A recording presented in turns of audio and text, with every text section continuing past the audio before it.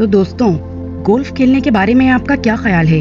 लेकिन जमीन पर नहीं, बल्कि चांद पर। आइए 50 साल पहले के वक्त का सफर करें, जब एक खलाबाज ने चांद की सतह को सबसे अनोखे गोल्फ कोर्स में तब्दील कर दिया था।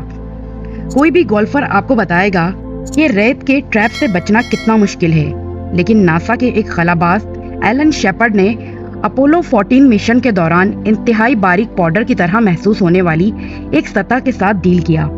इसने जमीन से दिखने वाले हर शख्स के लिए स्पेस गोल्फ की कुछ ट्रिक्स दिखाने का फैसला किया। इसने एक शॉट लगाया। अपने पहले शॉट के बाद इसने पुरजोश अंदाज में एक और शॉट लगाया। ऐसा लगता था कि गेंद हमेशा के लिए चली गई। और आइए एक लम्हे के लिए हकीकत की तरफ वापस आते हैं। यूनाइटेड स्टेट गल्फ एसोसिएशन की तहकीक की बदौलत हमें कुछ नंबर मिले हैं। उन्होंने पाया कि एलन की पहली मून बॉल ने 24 गज का सफर किया और दूसरी बॉल ने तकरीबन 40 गज तक का सफर किया। अब इसका मवाजना औसतन गोल्फ शॉट से कैसे होता है? अब वापस आते हैं, जो यहाँ बाकायदा ग्रेविटी में आमतौर पर तकरीबन 216 वाई पर झूलता है। सिर्फ ये जाहिर होता है जबकि हमने जमीन पर अपने गोल्फ गेम को टेक्निकली अपग्रेड किया हो। और चांद की ग्रेविटी के खेल के मैदान की तरबियत एक मुख्तलिफ माहौल है।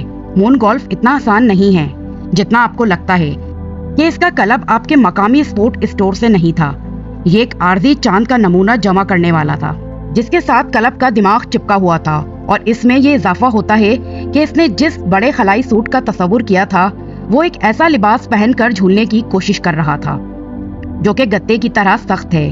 और इस तमाम सामान के साथ एलन इस तरह का तजर्बा करने के लिए सिर्फ एक हाथ ही इस्तेमाल कर सकता था। आप जल्द ही किसी भी वक्त चांद पर गोल्फ नहीं खेल सकेंगे, लेकिन आप पानी के अंदर शॉट दे सकते हैं। कुछ कहते हैं कि हालात यहाँ एक जैसे हैं। यहाँ ये और भी दिलचस्प हो जाता है। यूनाइटेड स्टेट गोल्फ एसोसिएशन ने सिर्फ एलन की बात ही नहीं ली कि गेंदें कहाँ गईं। वो शुरू करने वालों के लिए छानबीन करना चाहते थे। उन्होंने अपोलो 14 मिशन की अल्ट्रा क्लियर फुटेज का इस्तेमाल किया। उन्होंने इस तस्वीर को इस्तेमाल करते हुए 2009 में लॉन्च किए गए नासा के खुसूसी मून कैमरे से कुछ शार्प तस्वीर भी इस्तेमाल की। उन्होंने इन दो गोल्फ गेंदों के सफर का नक्शा तैयार किया। एलन को अपने मुनफरिद गोल्फ क्लब से इतना प्यार था कि वो इसे घर वापस लाना चाहता था।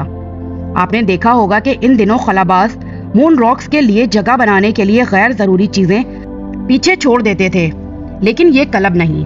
70 की दहाई के दौरान इस इंटरसेटुलर गोल्फ क्लब को दूसरे गोल्फ क्लबों के बरक्स न्यू जर्सी के USGA म्यूजियम में एक नया मकाम मिला।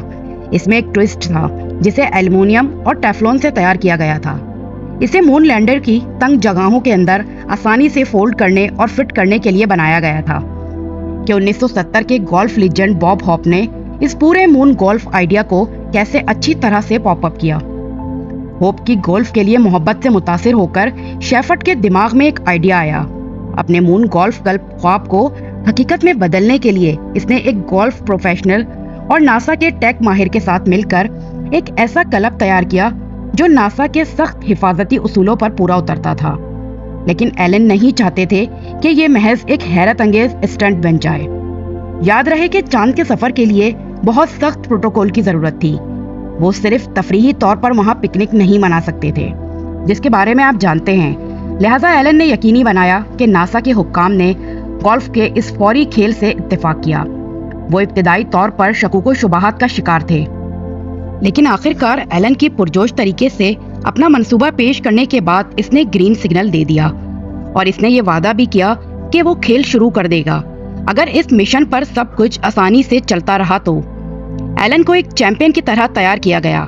कहा जाता है कि इसने अपना भारी खलाई सूट पहना और खुफिया मकामात की तरफ चुपके से चला गया ताकि वो प्रैक्टिस कर सके। एलन कई दिहाइयों के बाद भी अपने चांद के सफर पर गौर कर रहे होंगे। वो चांद पर झूलने वाले वाहिद गोल्फर थे। ये सिर्फ गोल्फ की गेंदें नहीं हैं जो खलाबाजों ने अपने दौरों में पीछे छोड़ दी थी।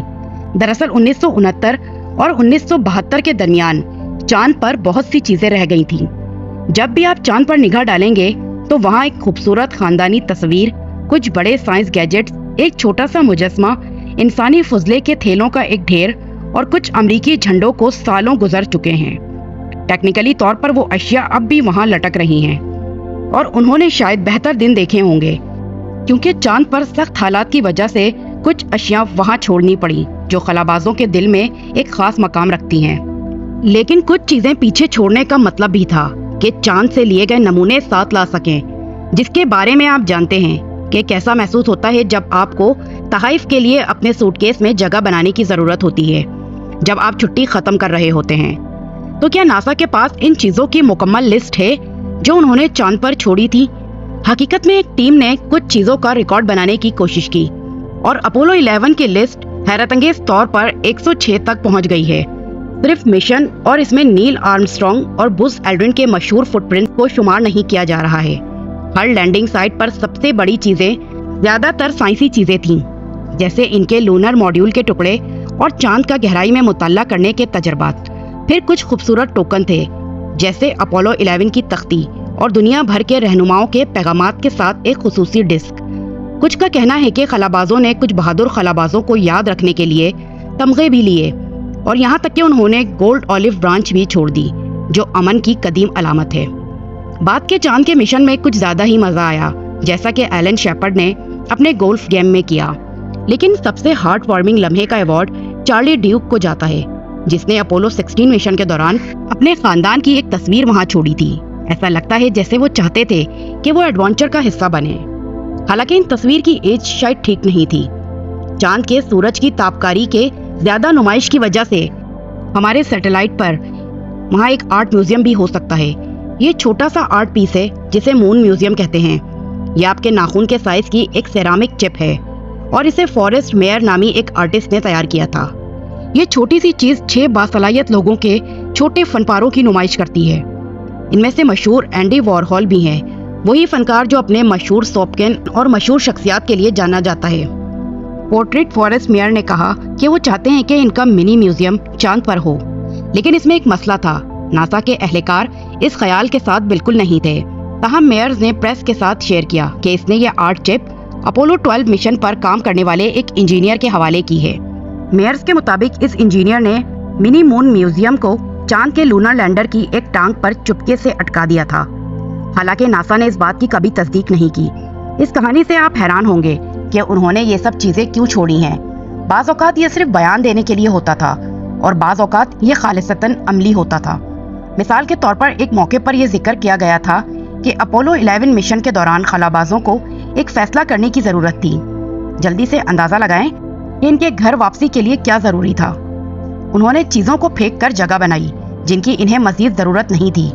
चीजों को चांद पर छोड़ना इससे मुख्तलिफ नहीं है जैसे हम चीजों को जमीन पर छोड़ते हैं। बिल्कुल इसी तरह जैसे आर्कियोलॉजिस्ट हमारे आबाओ अजदाद के बारे में जानने के लिए हमारे कदीम बच जाने वाले हिस्सों का मुताला करते हैं। चांद पर मौजूद चीजें हमें इन नाकाबिले यकीन लूनर मशीनरी के बारे में मालूमात फराहम करती हैं, जिनमें से कुछ चीजें जो उन्होंने छोड़ी थी वो हैं जिससे उन्होंने अपना काम किया था, जैसे झंडे के लिए खंबे या कैमरा जिस पर वो इन कदमों को नशर करते थे। हत्ता के एस्ट्रोनॉट्स ने चांद के नमूने जमा करने के लिए इस्तेमाल होने वाले औजार भी छोड़ दिए थे, क्योंकि इनके पास मून रॉक्स को वापस लाने के लिए ज्यादा कीमती सामान मौजूद था। जब इन तमाम अशिया की मौजूदा हालात की बात की जाए तो साइंसदानों को पूरी तरह से यकीन नहीं है। हम जानते हैं कि नासा के मून ऑब्जर्वर ने इनके कुछ साए देखे हैं जो अभी तक वहां मौजूद हैं। अगर वीडियो पसंद आई हो तो वीडियो को लाइक करें और अपने दोस्तों के साथ शेयर करें।